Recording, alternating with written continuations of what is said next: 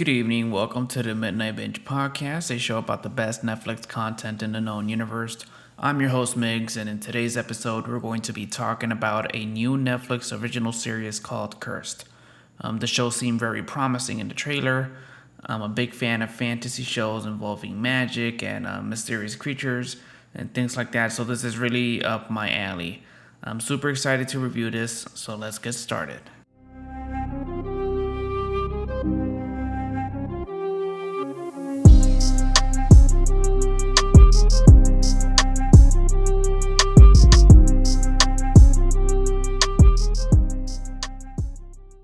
Alright, so I just finished binging episode 1 and 2 of Curse, and I gotta say, at first I had my doubts. I think it started off a little bit shaky. I don't want to say corny, but I feel like it started off a little bit corny.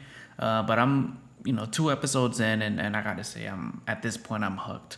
The speed of the show and like the action and the special effects and all the creatures and everything, it just took like a giant leap forward out of nowhere, and at that point I was officially invested in it.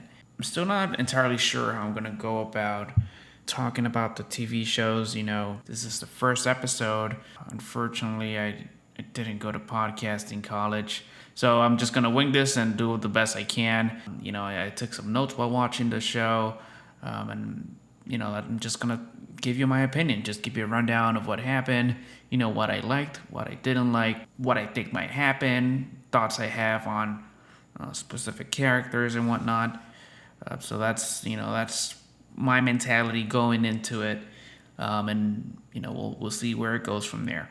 So the first thing I wrote here that I wanted to just give out to anybody who might not be familiar with the show or who just likes information for no reason, is the bio. So Netflix has a bio for the show on their webpage. It reads Curse Season 1. The release date for the show is June 17th, 2020. It's categorized as TVMA, so it's intended for a mature audience. The genre is under TV sci-fi and fantasy. So the description, or the little blurb that Netflix provides for the show as a whole, is the following. Armed with mysterious powers and a legendary sword, young rebel Nimue joins forces with charming mercenary Arthur on a mission to save her people. The starting actors on the show are Catherine Langford, which I remember from 13 Reasons Why, Devon Terrell as Arthur, and Gustav Skarsgård.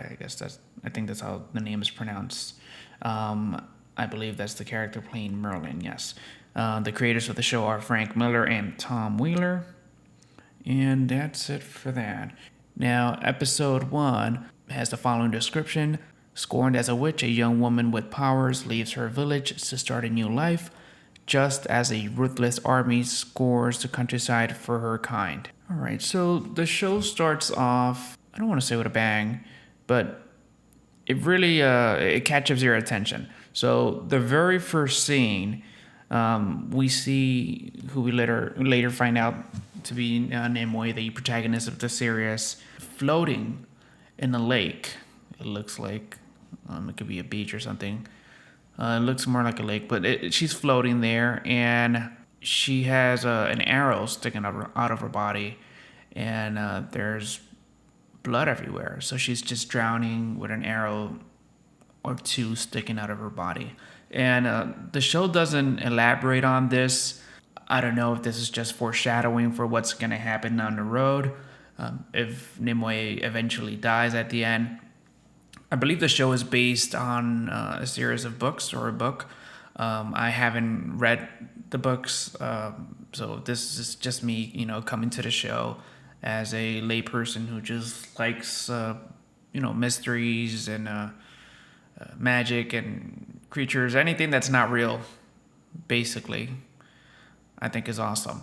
Now, after the first scene where we see Nimue, sinking to the bottom of a lake, covered in blood, the show intro comes on, and I had some thoughts about it. I thought the music on it was a little bit annoying. Now, and the intro, it's like drawings. The art in it is, I don't know, it's like magazines or something, like a comic book playing out or something. And I don't know, I'm not fond of it. It's just, I don't know, it just feels disconnected from the show itself. Later, we're gonna see that there's the transitions between scenes are done in that way as well. Where it's like drawing the scenes, the characters just turn into cartoons, and then it looks like it's a scroll or something.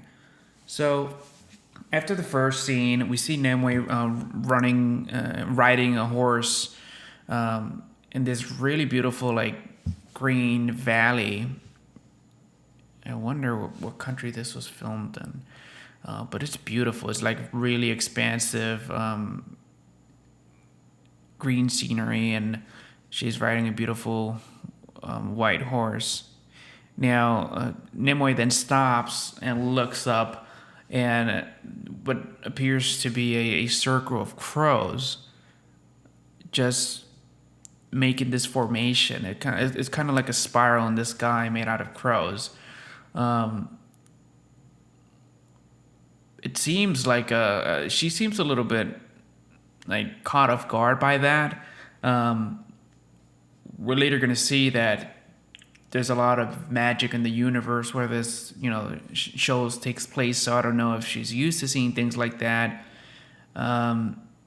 She didn't seem particularly scared about it or super worried. She's looking at the sky and more like, what the heck is that?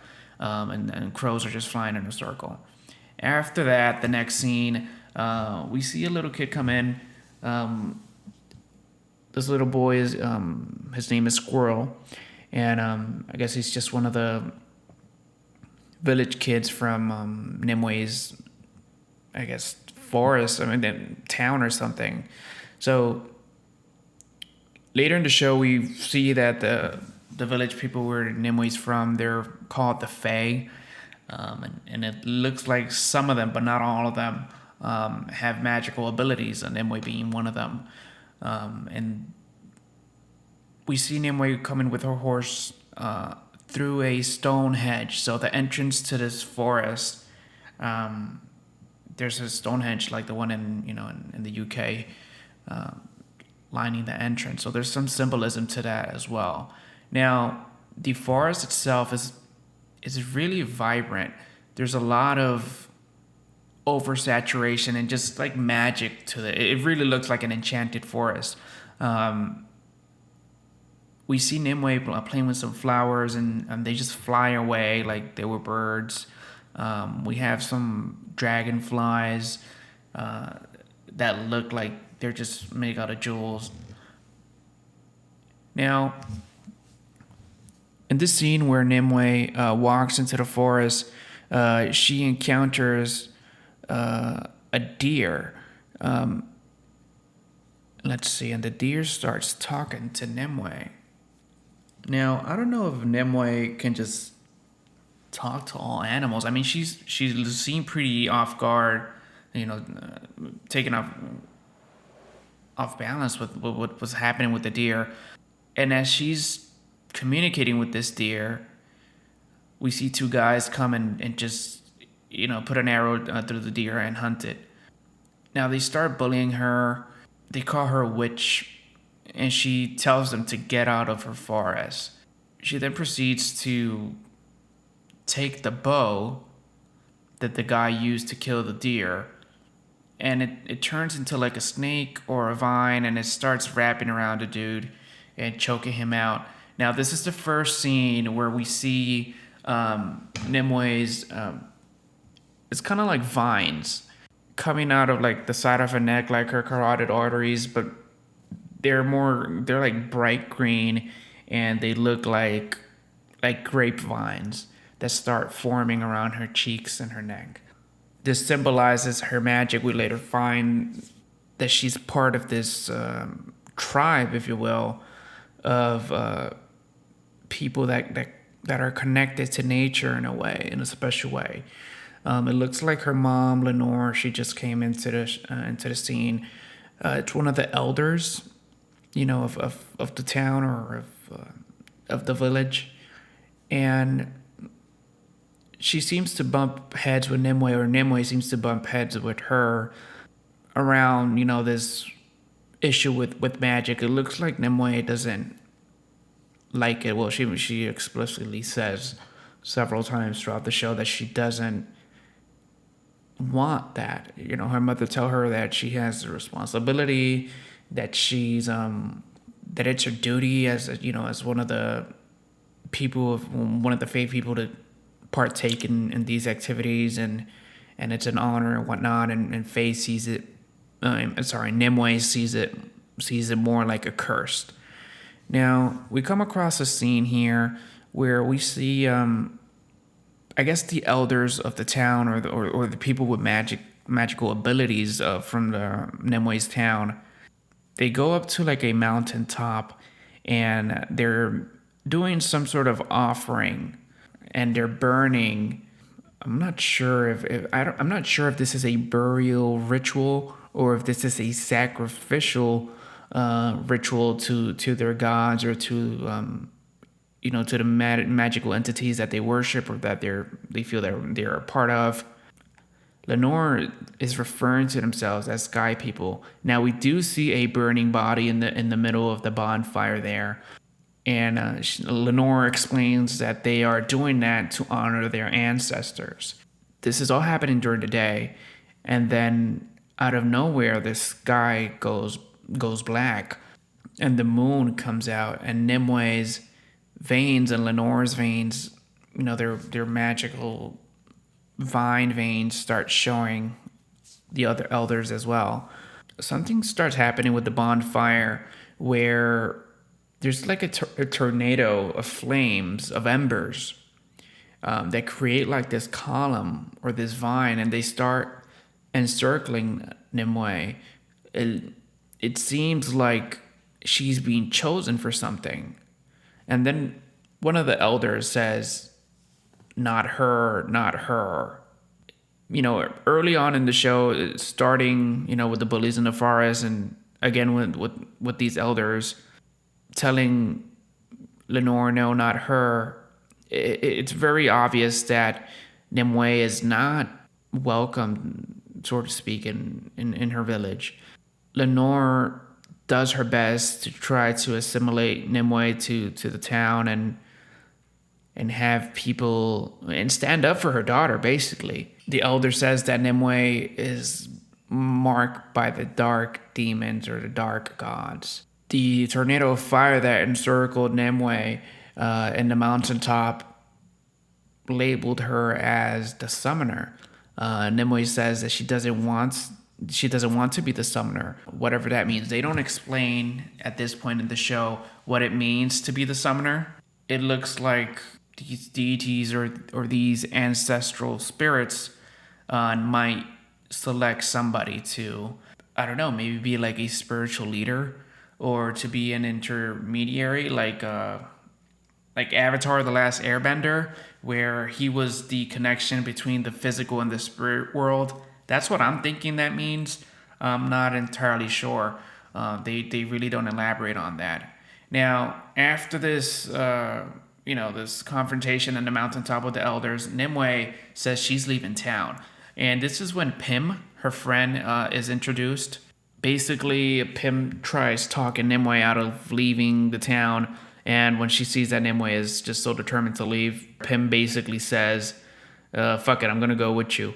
So it looks like Pim and Nimue are ride and die friends, from childhood. And now this is the first scene where, as they're walking out of their hut to leave town, we see one of those cartoonish transitions where the scene basically becomes like a scroll or something, like one of those hand painted scrolls from medieval times, and then it unravels or whatever into the next scene. I see what I kind of get what they were trying to do with that artistically, but I don't know. I feel like it feels kind of clunky to me, and it it's distracting, and I personally feel like it takes away from the show. I mean, most of these scenes are portrayed or take place in such beautiful places, and to just slap a scroll in the middle of all that and just cover the whole screen, and it just looks like a tacky PowerPoint slide transition. It just doesn't feel right to me. Again, this is just episode 1. I don't know if by the end of the show I'm gonna look back at these and actually like them. But first impressions, I think just cutting to the next scene would have been a better choice here. I don't know if this somehow ties back to the original Cursed books or book. I don't know if there's more than one. I don't know if it's a graphic novel or whatnot, to be honest. But either way, I don't know. I feel like that was unnecessary. Now, once that transition is over, we are introduced to another very beautiful scene. This time it's like mountainous and rocky, and we see an old man in a red robe talking to a child, and he looks really benevolent, and it looks like he's giving religious guidance to this young boy. It's a little redhead boy, and he must be like 6-7 years old, and the elderly man, he's basically talking in parables to the kids, saying, hey, God put us here to cleanse the earth, and we got to make sure to rid the world of demons.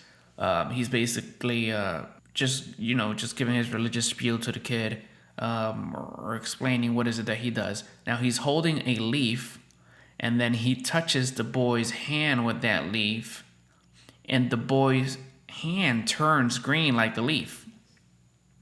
And then basically he says, hey, not all demons are ugly and whatnot. Some demons are young and look harmless. And basically he's implying that this child is a demon. It looks like this child is some sort of mystical creature that's connected to nature in some way, maybe like Nimwe's village themselves, village people.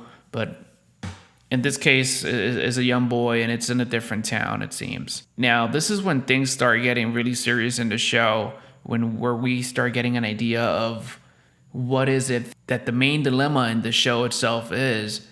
When the camera pans around, because they're sitting in the back of a wagon when he's talking to the child, and let's say the camera angle is just aiming left. Once he touches the child's hand with the leaf, a soldier or another guy dressed in those red robes takes the kid away. The camera then pans, and what we're confronted with is a crusade. So there are burning crosses with people, nailed to those crosses, and we see these red soldiers slaughtering everything they come across. They're burning the whole village to the ground. They're killing everybody, and it seems like they're burning some of those people at the stake. I mean, if we just take the symbolism. Oh, my kid just woke up. I'll be right back. Okay, so we're back. Sorry about that. I wasn't kidding when I named the show Midnight Binge. I'm really doing this in the middle of the night. And I have a toddler. The other day, I was reading something funny online. It says something along the lines of, when you're 30, that's the time to either decide to have a podcast or have kids. I'm not 30 yet, but I have it in my head that I could do both. So, yeah, sorry about that. I'm going to leave this in there and maybe put some elevator music or something just for comedic effect. But let me know what you guys think on Instagram. Shoot me a message. Tell me if it's annoying or not. I can edit it out. I think it's hilarious that when I'm in the middle of trying to provide thoughtful commentary, it all goes to the garbage because my baby wants to wake up and cry. So where were we? Okay, so yeah, we were talking about these monks or whatever burning people at the stake and the symbolism behind that. So it really looks like they're doing witch trials in this, in this timeline. We later find out that these guys, this army, They're called the Red Paladins. And this old man, I guess he's kind of like the general of these people, and he literally has an army of devotees or monks that are at his disposal, and they go from town to town finding people that he considers demons, and killing them and burning down the grounds. In his mind, he's cleansing the world of all these bad people. That's the problem with ideologies, I suppose. This man is clearly convinced that he's doing God's work, but in the meantime, he's indiscriminately just killing everybody in town.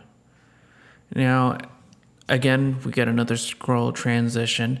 This time around, we cut back to Nimwe's village, where the village people come carrying a creature that they call a moonwing, and it looks like a bat person.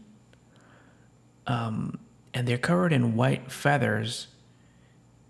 They're supposed to be like beautiful mythical creatures, and they have a really high pitched voice.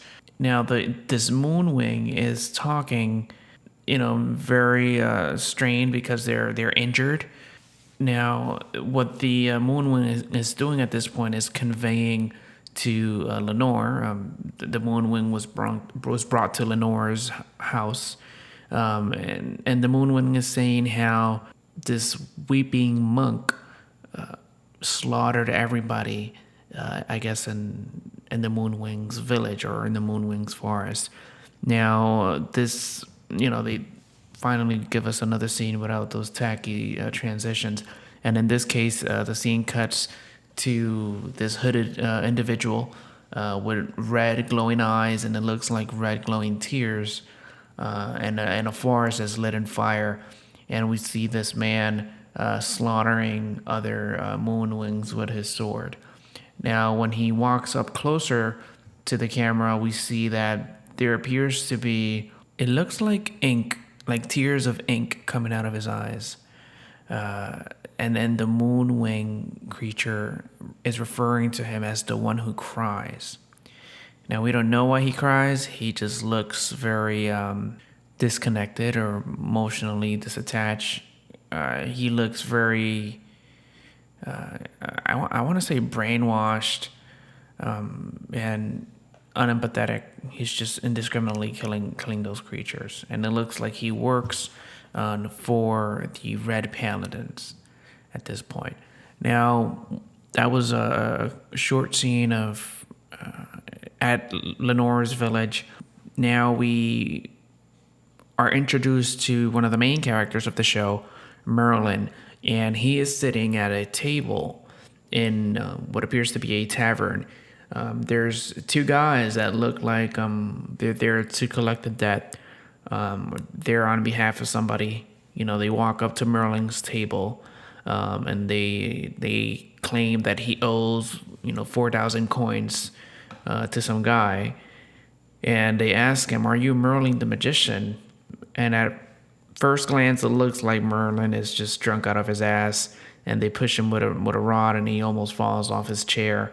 So this other guy gets close to him, and Merlin was just playing possum and grabs a knife, and it's about to cut this guy's ear off or stab him in the eye.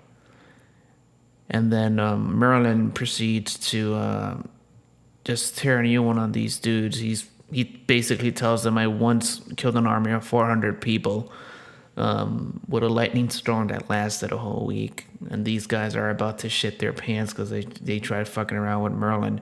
And Merlin just tells them to just go on their way and tell whoever sent them that he's insulted, that he sent these two sorry excuses of men to try and collect on his behalf. Merlin, after that, proceeds to take a big old gulp of wine. And it looks like Merlin really enjoys getting drunk. He's just walking around barefoot with his magician robe and his hat and his chest out. He just looks like a hot mess, like he's tired of living. Now, the tavern keeper is a lady with a disfigured eye, And as Merlin is making his way out of the tavern, she walks up to him and taunts him and says, "Hey, Merlin, it looks like you've lost your magic." Merlin doesn't appear to have a comeback for this, or maybe he's just not interested in answering or feel like he doesn't have to, and he just walks out. After the scene, we are taken to a medieval looking, huge but like raggedy looking castle that's super dark. It's the first like structure like that we see in the show. You know, until this point, it's just been huts and the bar that Merlin was just in that had the walls made out of skulls. So we get like a drone view of the castle, and it's pretty cool. Now we are brought to the throne room of a king. So it seems like there's a drought, and the king calls for Merlin to be brought before him because it looks like Merlin works for this king. So he's like the resident magician, and the king is pissed off that it still hasn't rained. Merlin is just walking around looking like Jack Sparrow, all drunk and whimsical, just eating the king's food and saying, "Hey, just give me more time. It's not as easy as you think." He was dragged in there by the guards. It looks like he just doesn't give a shit what the king thinks of him, and he's just probably just taking advantage of him and just to get free room and food. Now Merlin tells the king that he thinks that using shadow lords might be a good idea in helping solve the drought. The king doesn't seem happy with this solution. He just shouts at Merlin and says, we need rain, Merlin." And Merlin just fucking strolls out of there, all tipsy and shit. Now, when he's walking down the hallway, I guess to go back to his room, it looks like Merlin lives in that castle. He stumbles across a dead crow. So there's just a dead bird with its wings wide open right in the middle of the hallway.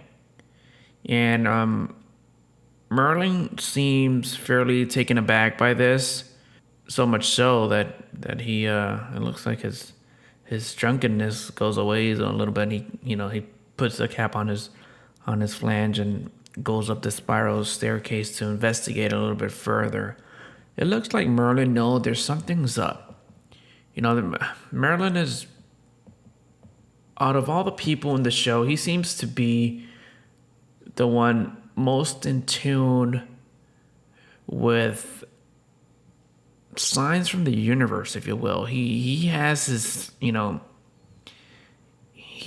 finger on the pulse of what's happening in the cosmos. Now he walks into this tower, and the circular tower, and on there he sees, let's see, 3, 5. There's 10 dead birds, the same type of bird as the other one that was in the hallway, in a perfect circle. And he seems freaked the fuck out over this, and they leave it at that. They don't elaborate on what that means at this point in the show.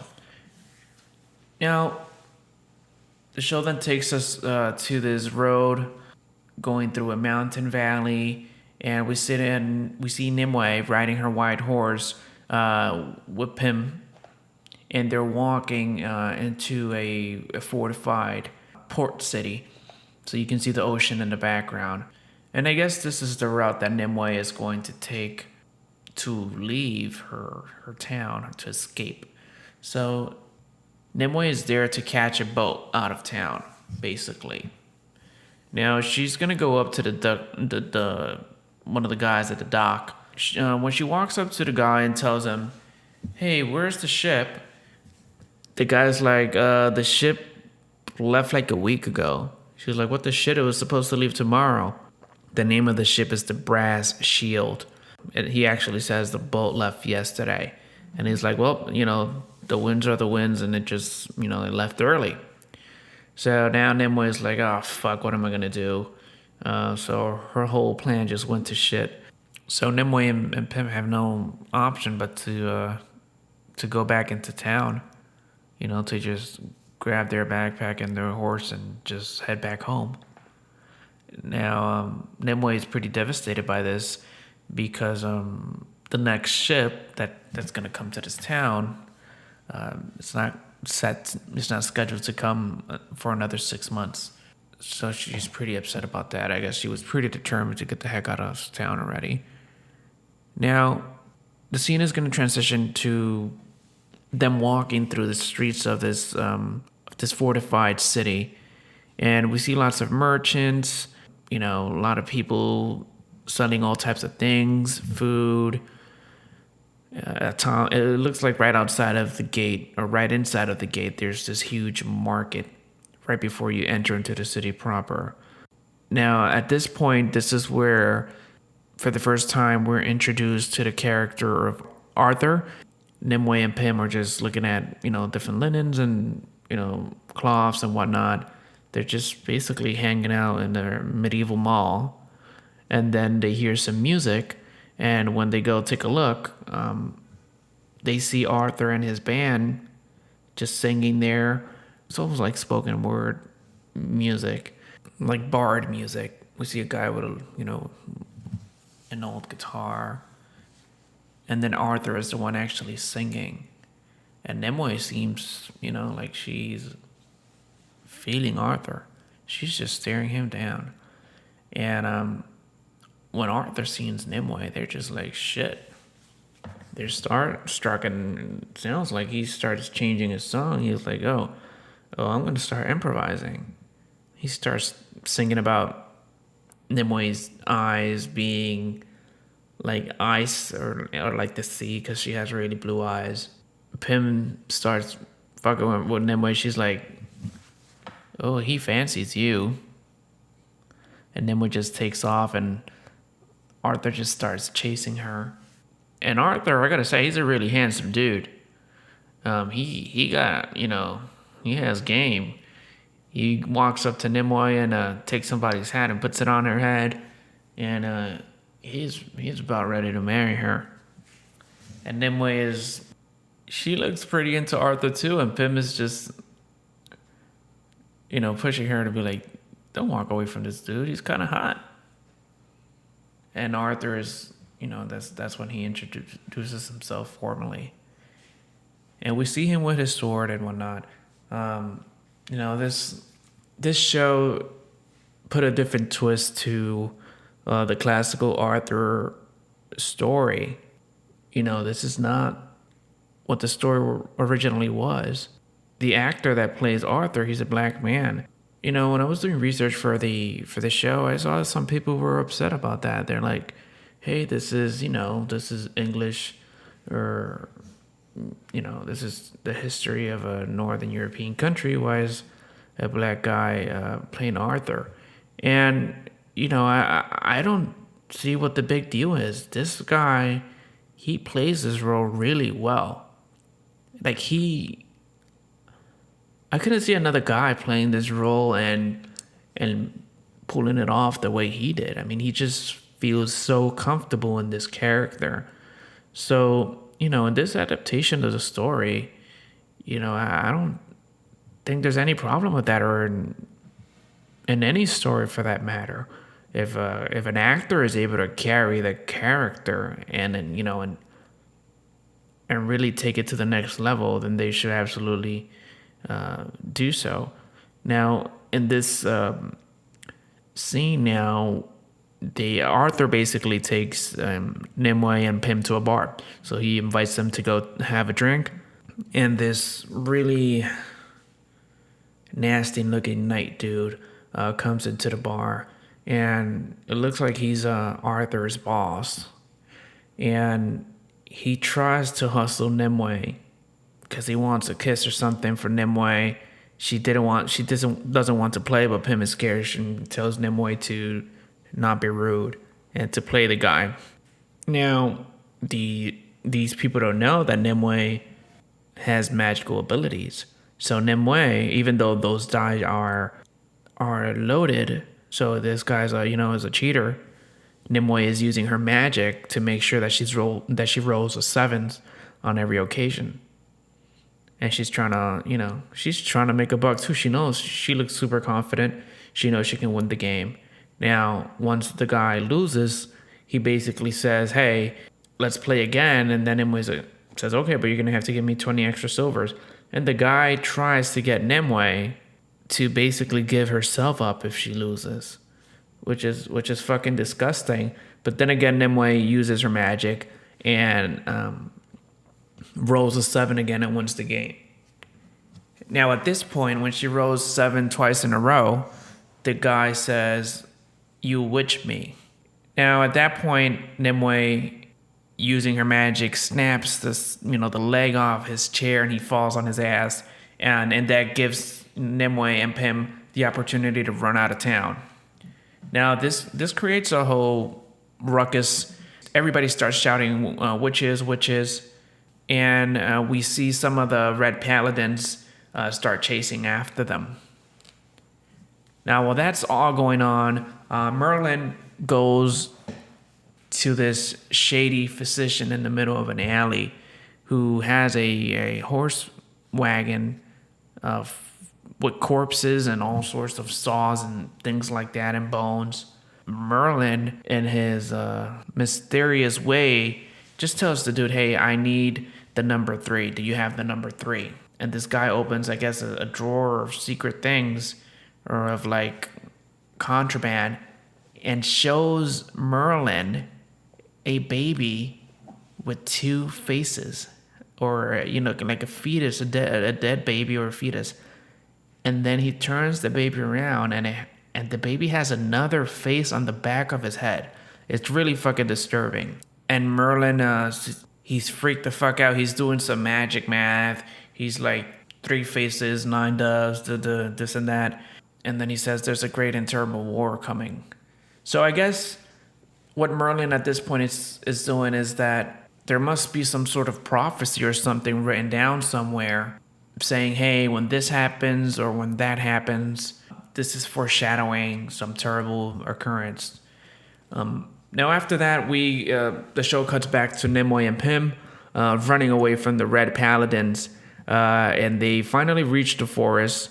So they get off their horse and they're walking the horse, and Nimue has trained her horse to lay down on his side, which was really cool. I've never seen a horse do that before. So Nimue and Pim and the horse are all laying low, hiding behind some rocks as the Red Paladins just ride by them, and they're able to escape with their lives at that point. Now, out of the blue, we see Arthur sneak up on them, and I guess he's just there to help get them out of trouble. So they're all hiding there.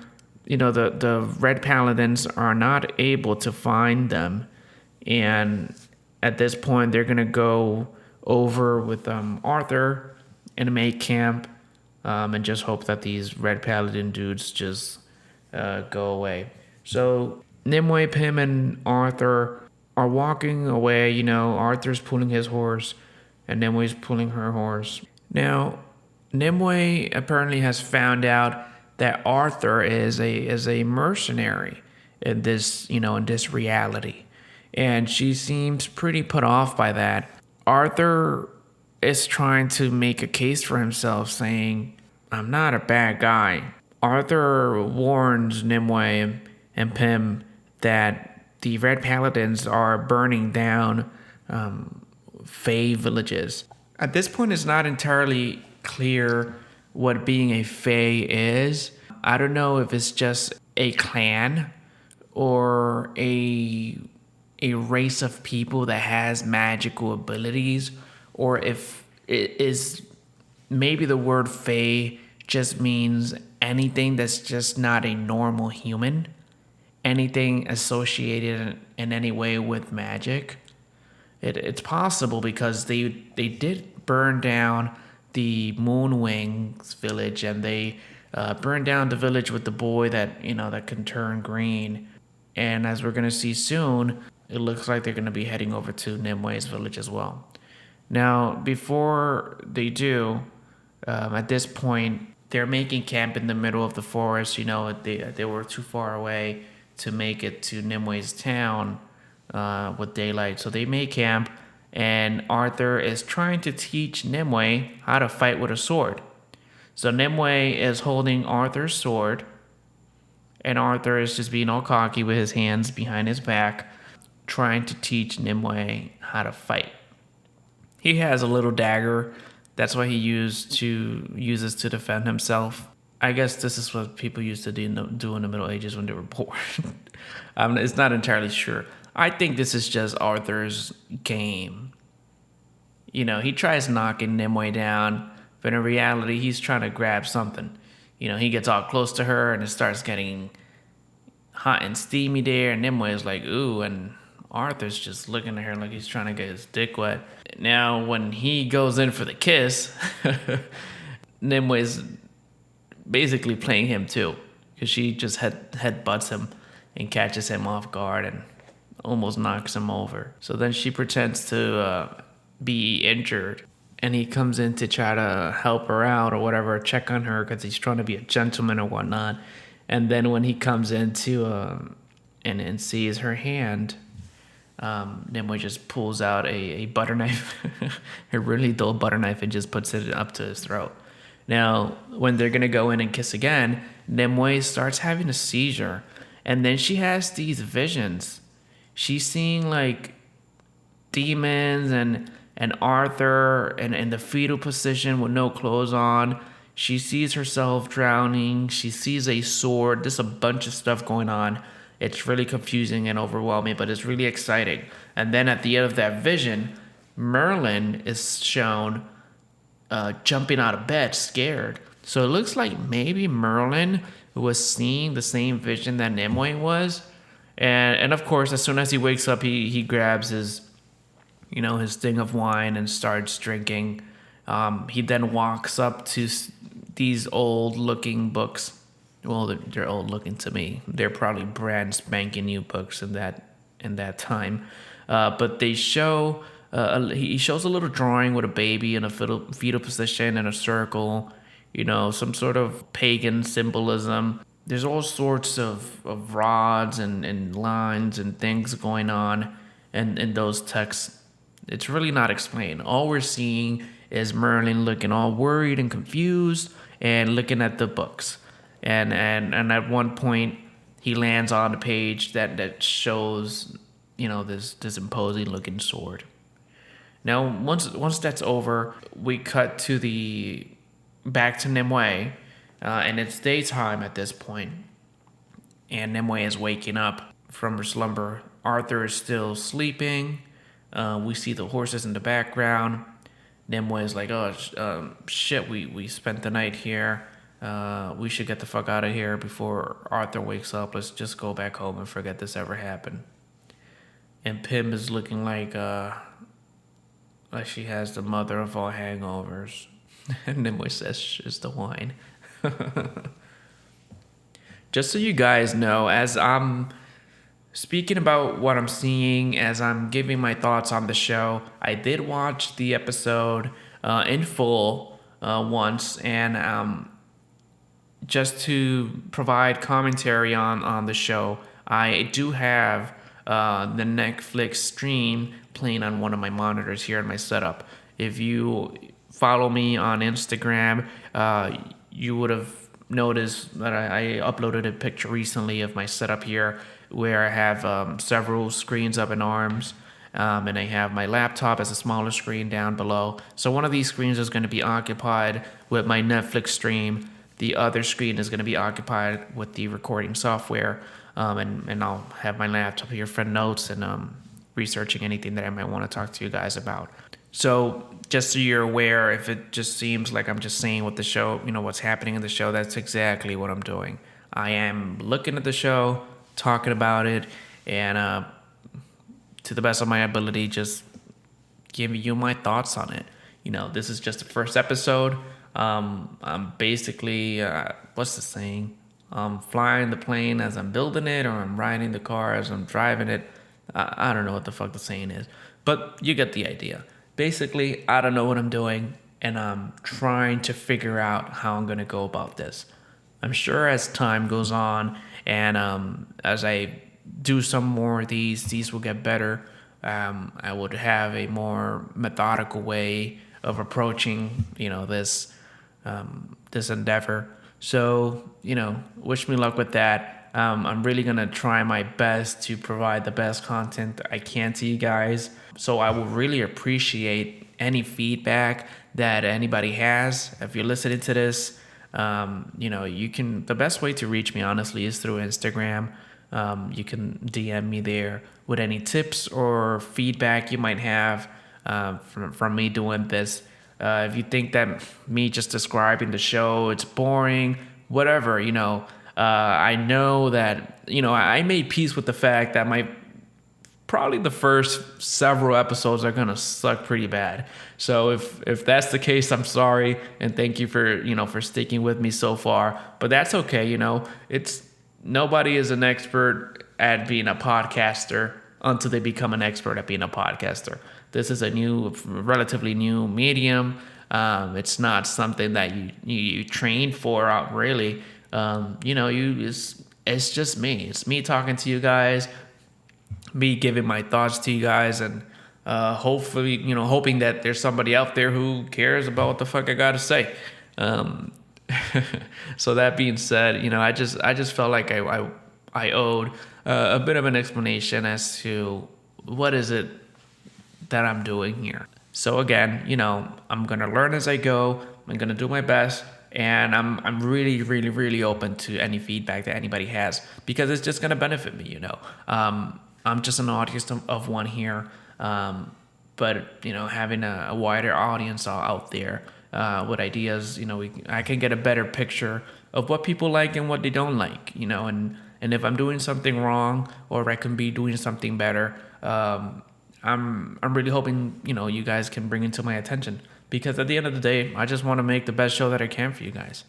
All right, so moving on from that, Nimoy and Pim are on their horse, walking back to town. So they fucking left Arthur in the forest. They just left him there. I guess Nimoy didn't want to bring Arthur back to town and have her mom, look at her all weird. Now shit really hit the fan. Nimoy and Pim are at the entrance to their town, and there's a fucking horse on fire galloping out of town. And now she walks up to the cliff that overlooks her village, and there's just ashes flying everywhere. And who would have known, the fucking Red Paladin army just walked up to Nimoy's village, and they're doing the same thing they did to the other village earlier in the episode, and what they did to the Moonwing village. So at this point, it's chaos. They are burning down all of the huts. They are on sword fights and fist fights with all the villagers. It's really easy to follow what's going on, because everybody in Nimoy's village, they dress in this turquoise blue clothes, and the other, the Red Paladins obviously are all dressed in red cloaks.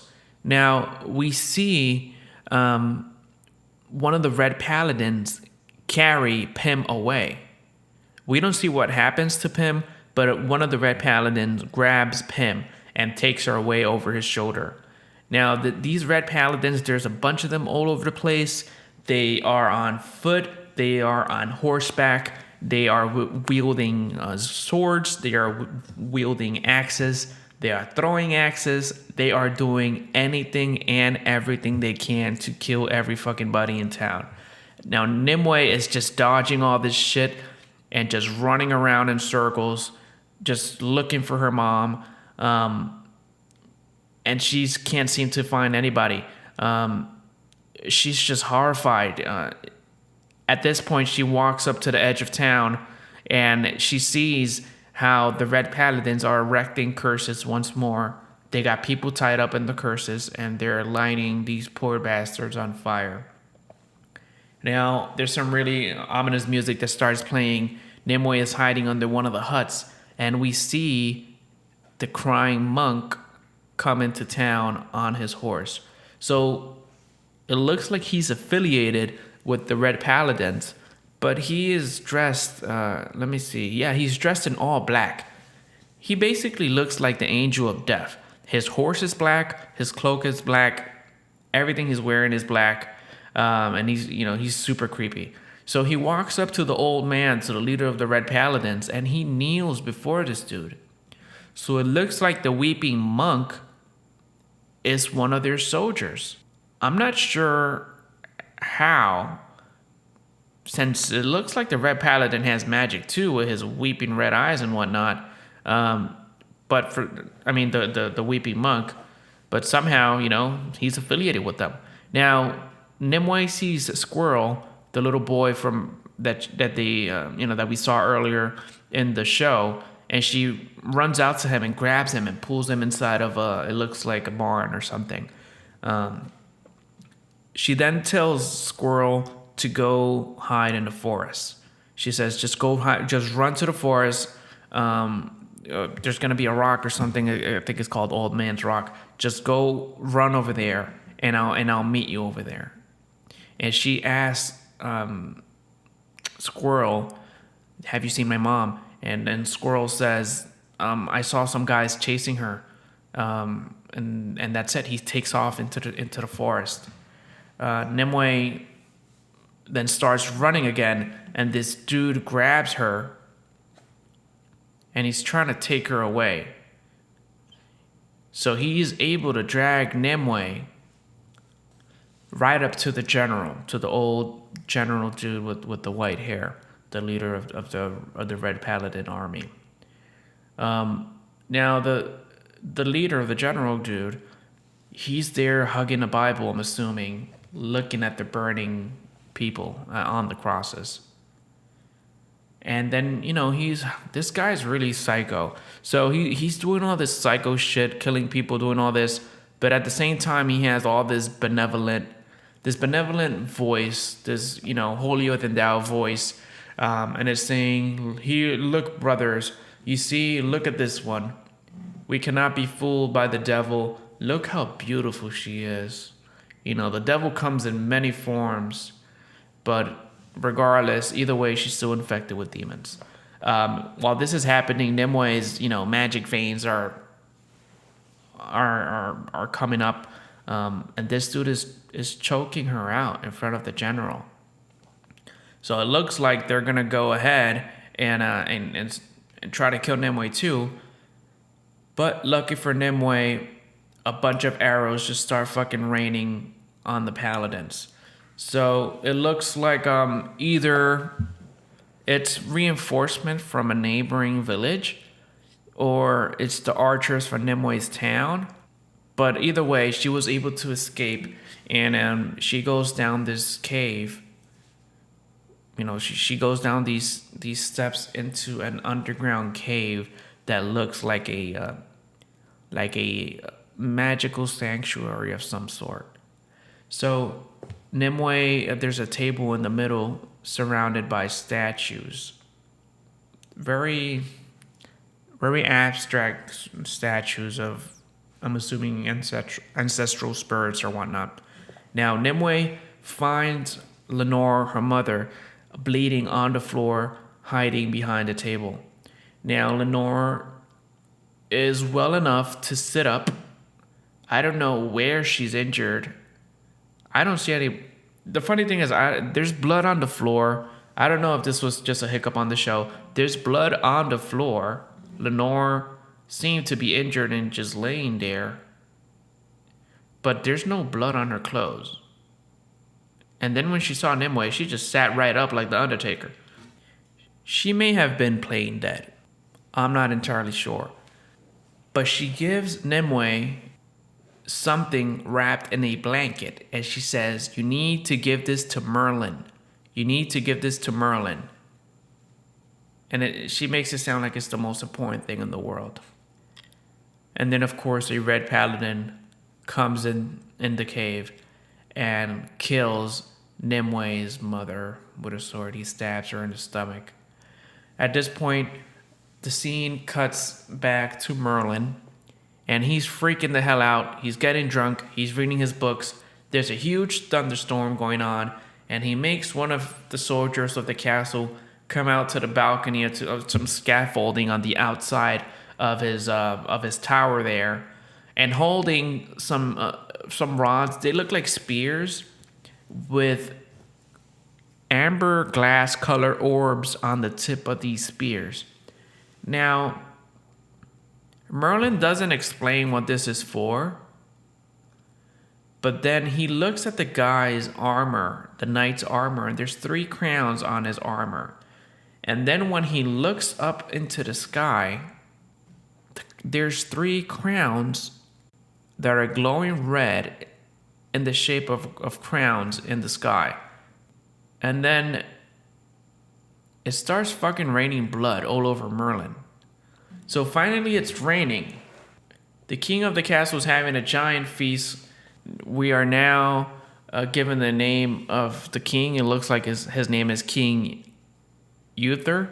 And he says, we don't drink to the rain, we drink the rain. He has a barrel of rain that his guards collected, and when he drinks it, it's a bunch of blood. So then the blood just starts falling all over his clothes, and he spills that shit on the table, and he starts screaming for Merlin. Meanwhile, Merlin is standing over here on the edge of the scaffolding outside of his castle, looking like he's in the front of the fucking Titanic, freaking the hell out because he's seeing all this blood rain. Now we cut back over to Nimue. Nimue is running through the forest. She's basically, everybody she loves basically fucking died, and she's getting the fuck out of the forest of her village and obeying her mom and saying, hey, I have to get this sword to Merlin. At this point, I'm sure she's not thinking of Merlin. I think she's thinking, I gotta get the fuck out of here before I get killed. Now, this is a scene that I really, really liked. And I gotta say, this is a point in the show for me where, at first how I said that the show started off corny. This is when the show starts getting really good. So Nimue realizes that she's being chased by fucking wolves. There are big gray wolves trying to eat Nimue. Now, I don't know if they're just regular wolves, if they are, demonic wolves or magical wolves. Either way, Nimue is being attacked by these wolves, and she climbs on top of this giant rock to try to get away from the wolves. And this wolf jumps and bites Nimue in her arm, and this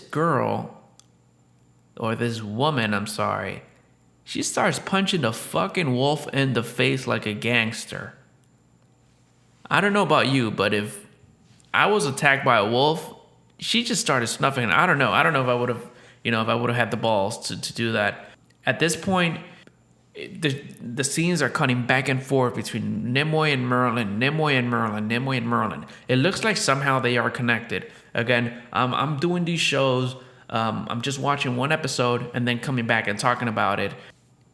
So I don't know, later down the story if these things are true. But it looks like Nimue is somehow connected to Merlin. Whatever is happening to Nimue, in some way is affecting Merlin or vice versa.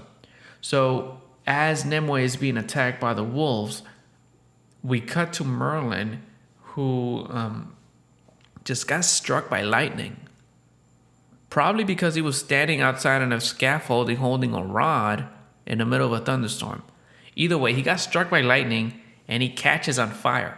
So then he falls back into his castle tower on the floor, and it's stop, drop, and roll.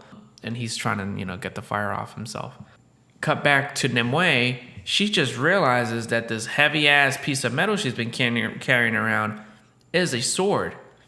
And again, it cuts back to Merlin, and the lightning bolt that hit Merlin burned a sword into his body from his neck all the way down to his knee. This giant, man-sized sword scarred. It's burned into Merlin's side, and he's just laying there naked in fucking pain and in agony. Now Nimue removes the sword from the sheath, and the sword has inscriptions on them, and they start glowing.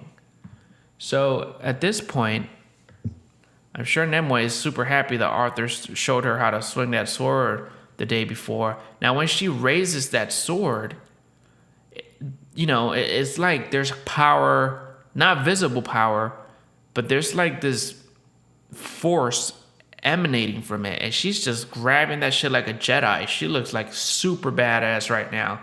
The letters that go down the middle of the sword are glowing red. And she's just ready to start fucking up some wolves with that sword. So of course that's when the wolves get on top of the rock when she gets the sword. And what I didn't expect to see was Nimue decapitating wolves left and fucking right. I'm talking about wolves that must be at least 200 pounds. Giant fucking wolves, and she's just taking heads off like it's Game of Thrones over here. It was a pack of wolves, and she took all of them down. Now, she goes a little bit berserk on them, and after she's done killing them, she just keeps stabbing them. And again, we come across this issue I have with the transitions in the show. This one is not so bad because the scene was pretty intense, but as she's killing the wolves, the transitional effect here is that the camera lens of that's recording the scene gets covered in blood. So then your whole screen is covered in like this gory blood. Again, this one's not so annoying as the scrolls, but I don't know. I don't know who was in charge of doing transitions for this show, but I'm not 100% feeling it yet. And that's it. That's the end of episode number 1. And at this point, the credits just start rolling. So overall, just to give a recap on episode number 1, we see Nimue. She's a girl that belongs to a village or a clan of people who have magical abilities. We find out that these people are called the Fae. Nimue, a common theme that carries across this first episode is that Nimue is bullied. She is bullied by the people around her who call her a witch. She doesn't like having magical abilities from what we're led to believe. The other character or main character that seems to, he's basically going to be the Darth Vader of of this show, the crying monk.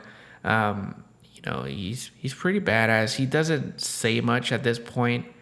But it is pretty evident that he's going to play a big role in the show.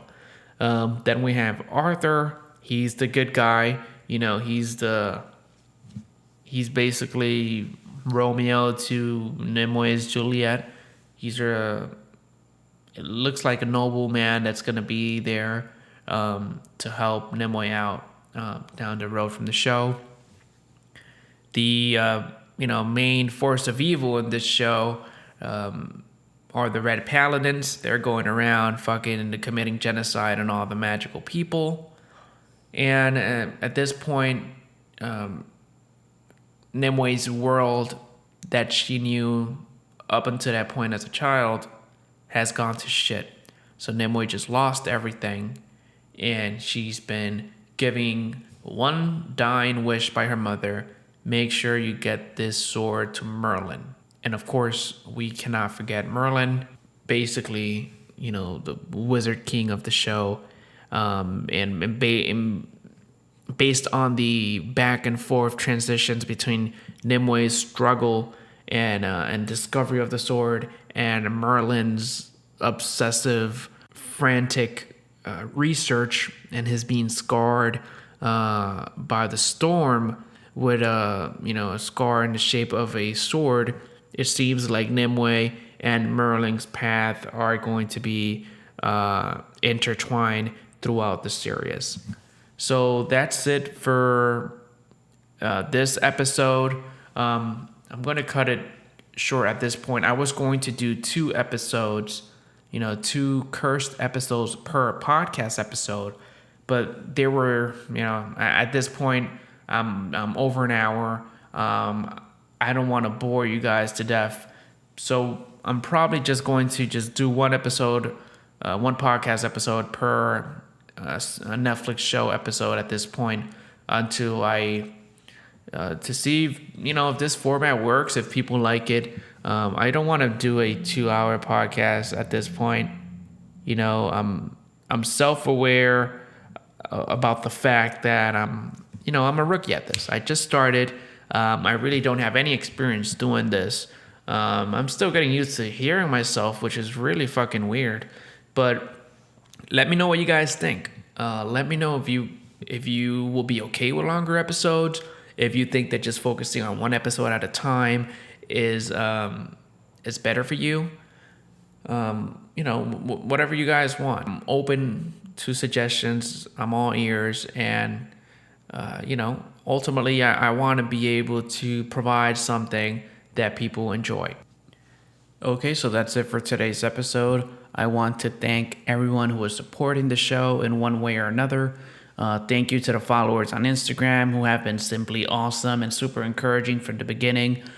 This week, I have a special shout out for the winner of the Instagram giveaway for one of the official Midnight Binge podcast 5-inch vinyl decals.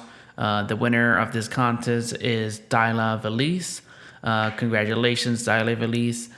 Make sure to check your DM on Instagram. I'll be reaching out to you to arrange delivery for that. Thank you, everyone who participated. If you didn't win this time around, don't get discouraged. I will be having another giveaway as soon as we reach 1,000 followers on Instagram to celebrate that milestone. So keep an eye out for that on my page and tell your friends about the show, people. Want to get a shout out on the next episode? Well, let me tell you about the best $3 you will ever spend in your life.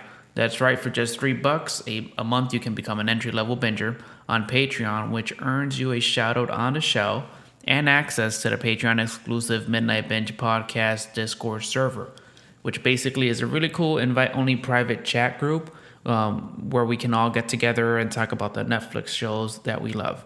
And that's just the entry-level tier. There are higher-level tiers to choose from, which unlock tons of additional perks and exclusive access to new content. For example, for just $2 more, you can become an official binger, which earns you access to the Midnight Movie Binge episodes, where I discuss and review Netflix original movies. Official bingers also get a virtual bronze binger badge customized with your name for you to show off as a podcast supporter. Finally, you will also feel like you did something good by supporting the show, and that's priceless. So go ahead and visit patreon.com/midnightbinge for more information. The link is also available in the episode description for quick access. Now, if you're not ready to become a Patreon yet, and why would you? This is episode number 1. There's a way you can support the show absolutely free. Simply leave the show a 5-star review on Apple Podcasts and tell a friend about the show. It really helps with getting visibility for new listeners on all platforms and getting the word out. On the next episode, I will be talking about episode number 2 of Curse. New episodes are released every Wednesday, so make sure to subscribe on Apple Podcasts or follow on Spotify to be notified of new episodes. The show is also available on YouTube. Simply search the Midnight Binge Podcast and it will come right up. Now, because we went over time and I didn't review 2 episodes on this one, I might just go ahead and release the podcast twice a week. So maybe like Monday and Wednesdays, definitely on Wednesdays, but stay tuned on Instagram for the schedule for when I'm going to be releasing the other episode. Because if I just release, 1 episode per week, it's going to take 10 weeks to talk about one show, and that's going to take forever. So I don't know, maybe I'll do 2-3 episodes a week. We'll see what I can manage. But that's it. If you're new to the show and want to learn more, visit us at midnightbinge.com, where you can find out everything about the show, including how to get your hands on some sweet, sweet merch. Also, if you don't already, make sure to follow the show on Instagram, as I've been saying. That's where I mainly communicate with you guys. You can find me at Midnight Binge Podcast, and on Twitter, I'm at Midnight Binger to stay up to date with that. That's it, folks. Thanks for listening. Keep binging and catch you on the next one.